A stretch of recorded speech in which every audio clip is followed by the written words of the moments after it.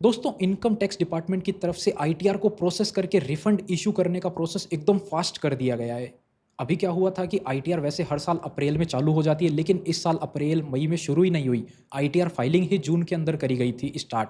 और काफ़ी सारे लोग बोल रहे थे हर बार तो क्या है कि हमारा जून में ही रिफंड आ जाता है, इस बार काफ़ी डिले हो गया है। लेकिन डिले तो हुआ था स्टार्टिंग में, लेकिन आज के टाइम पे काफ़ी सारे ऐसे केसेस देखने को आ रहे हैं। आईटीआर फाइल करते ही 2 घंटे के अंदर अंदर पैसा जो बैंक अकाउंट में रिफंड भी आ रहा है। सेम एक एग्जांपल आपको दिखाने वाला हूँ और बताऊंगा किन किन केसेस में ऐसा हो सकता है। देखिए, जरूरी नहीं है, ऐसा कोई रूल नहीं है, कोई भी ऐसी ट्रिक नहीं है कि मैं आपको बता दूं और आपका भी रिफंड जो है वो 2 घंटे में बैंक अकाउंट में आ जाएगा। ऐसी कोई भी ट्रिक नहीं है। इंटरनेट पे आपको अगर वीडियो मिलती है तो वो सब फर्जी है।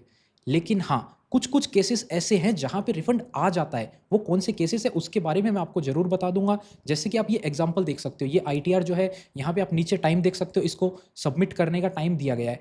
ये आप टाइम देखेंगे, 5 जुलाई 2025 को 19:49 यानी कि शाम के 7:50 के आसपास आईटीआर को सबमिट किया गया है। सबमिट करने के बाद आप यहाँ पे देखेंगे सेम डेट पे, उसी तारीख में यहाँ पे आप शाम को 9:40 पे देखेंगे आईटीआर जो है वो प्रोसेस कर दी गई है। यानी कि 2 घंटे के अंदर अंदर, 7:40 और 9:40, 2 घंटे के अंदर अंदर आईटीआर प्रोसेस हुई है और ये सेम डेट है। और उसी के सेम डेट, अब आप बोलेंगे यहाँ पे तो डेट नहीं दिख रही है, तो आपको ईमेल पर भी दिखा देते हैं। यहाँ पर ईमेल पे आपको डेट दिख जाएगी, जैसा कि आप देख सकते हो। यहाँ पर डेट मेंशन है 5 जुलाई 9:40 और क्लियर मेंशन है यू हैव अ रिफंड। जो आईटीआर हमने फाइल करी थी, यहाँ पर आप देखेंगे 14,930 रुपये का हमने रिफंड क्लेम करा था। 6 लाख रुपए की इनकम थी, आईटीआर 4 थी। ये सिंपल आपको बताएंगे और किस किस केसेस में आपका रिफंड जल्दी आ सकता है। यू हैव अ रिफंड आप देख सकते हो, यहाँ पर क्लियर लिखा हुआ है। कितने घंटे में? 2 घंटे में प्रोसेस हो गई। और इसके अलावा एक और आप ये स्क्रीनशॉट देखेंगे, रिफंड इशूड बाय सीपीसी।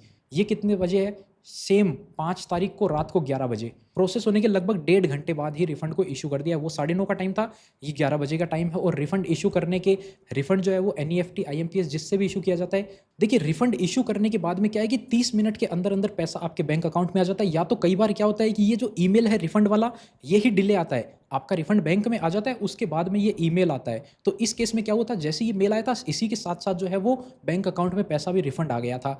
कुछ कुछ केसेस में क्या हो सकता है कि आपका रिफंड इशू करने के बाद भी आपके बैंक अकाउंट में ना आए।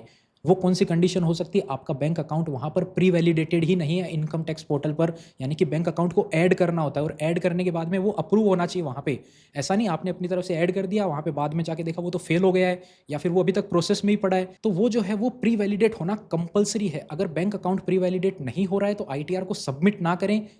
अगर 1.5-2 घंटे का टाइम लग रहा है, इस साल से थोड़ी सी दिक्कत हो रही है, वहाँ पर प्री वैलिडेट होने में टाइम लग रहा है, तो उसको पहले प्री वैलिडेट होने दें, उसके बाद ही अपनी आईटीआर फाइल करें। अगर आपने आज ही इनकम टैक्स पोर्टल पे अकाउंट बनाया, आज ही बैंक अकाउंट ऐड किया, तो थोड़ा टाइम रुक जाइए, 1.5-2 घंटे देख लीजिए, वो प्री वैलिडेट हो जाता है तो उसके बाद में ही सबमिट करें। और अगर आपने पिछले साल बैंक अकाउंट ऐड कर रखा है तो आपको ये दिक्कत ही नहीं है। वहाँ पे बस चेक कर लीजिएगा आपका बैंक अकाउंट ऐड है और प्री वैलिडेटेड है और नॉमिनेट है रिफंड के लिए। यानी कि वहाँ पर आपको एक बैंक अकाउंट सेलेक्ट करना होता है कम से कम जिसमें आपको रिफंड चाहिए, तो वो ज़रूर से चेक कर लीजिएगा। उसके बाद में बैंक अकाउंट है, सब कुछ है अप्रूव, तो रिफंड इशू होने के बाद में कहीं पैसा नहीं अटकेगा। अगर अटक जाता है तो आपको रिफंड री इशू करवाना होता है। रिफंड री इशू करवाना एकदम सिंपल है। इनकम टैक्स पोर्टल पे जाएंगे, वहाँ पे आपको ऑप्शन मिलता है और आप बैंक अकाउंट प्री वैलिडेट कर देंगे, उसके बाद में री इशू की रिक्वेस्ट डालेंगे। फिर वापस से गवर्नमेंट जो डिपार्टमेंट है वो टाइम मांगता है 15 दिन का, लेकिन इंस्टेंट भी आजकल काम हो रहा है, जैसा कि आपको ये दिखाया। प्रोसेस होने के बाद आप देखेंगे ना, ये देखिए प्रोसेस हुआ 9:40 पे और 11 बजे जो है रिफंड भी इशू कर दिया गया। सेम डे पे आईटीआर सबमिट करी थी शाम को 7 बजे के आसपास। यानी कि 2 घंटे के अंदर प्रोसेस हुई, 2 घंटे के अंदर रिफंड भी आ गया। किन किन केसेस में आ सकता है? जैसे कि आपकी सैलरी इनकम है, सैलरी इनकम आपकी जो है वो 7.25 लाख रुपए से कम है, 7,75,000 से कम है। सैलरी के साथ जितनी भी इनकम है वो सब मिलाकर, सैलरी हो सकती है, सेविंग अकाउंट का इंटरेस्ट, एफडी का इंटरेस्ट, ये इनकम होनी चाहिए। डिविडेंड भी नहीं होना चाहिए। डिविडेंड भी अगर आ गया तो भी हो सकता है उसमें टाइम लगे। सेविंग का इंटरेस्ट, एफडी का इंटरेस्ट, सैलरी, ये तीनों है। और सैलरी जो है वो 7,75,000 के नीचे है टोटल। टीडीएस आपका डिडक्ट हो गया किस केस में? अगर आपने कंपनी में ओल्ड टैक्स रिजीम सेलेक्ट कर रखा था तो वहाँ पे आपकी 5 लाख से ऊपर होती, टीडीएस कट गया, अब 15-20 हज़ार टीडीएस कट गया आपका। अब आप आईटीआर फाइल करेंगे न्यू टैक्स रिजीम में, आपका रिफंड इंस्टेंट आ सकता है। एक ही केस हो सकता है। पेंशन के केस में ऐसा हो सकता है, अगर आपकी सेम पेंशन वाली कंडीशन है, 5 लाख से कम थी, 5 के आसपास थी और आपका टीडीएस कट गया, लेकिन आप न्यू टैक्स रिजीम में जाते हैं तो आपका हो सकता है। उसके अलावा बिजनेस इनकम हो सकती है आपकी। बिजनेस इनकम आप 44 AD में या फिर 44 AD A में आप फाइल कर रहे हो, आईटीआर 4 फाइल कर रहे हो आप, 44AD 44ADA यानी प्रिजम्पटिव टैक्सेशन में वहाँ पर आपकी ग्रोस रिसिप्ट जो है वो 10-12 लाख रुपए के नीचे है, 1 लाख, 2 लाख, 10 लाख तक भी हो सकती है। उस केस में 10% का आपका टीडीएस कटा हुआ है, 1%, 2%, सिंपल होना चाहिए सेक्शन। 194 जेबी कॉन्ट्रैक्ट वाला हो सकता है, 194C प्रोफेशनल सर्विस का जेबी हो सकता है। कोई ऐसे सिंपल सेक्शन के तहत आपका टीडीएस कटा हुआ है जिसको आप सिंपली 44AD या फिर 44ADA के अंदर ITR 4 में दिखा सकते हैं प्रिजम्पटिव टैक्सेशन के बेसिस पे। उसके साथ आपकी कोई सैलरी इनकम है, टोटल इनकम जो है वो आपकी दिखने में ही साफ पता चल जाए भाई ये 7 लाख के नीचे, यहाँ पर कोई दिमाग लगाने वाला काम नहीं है।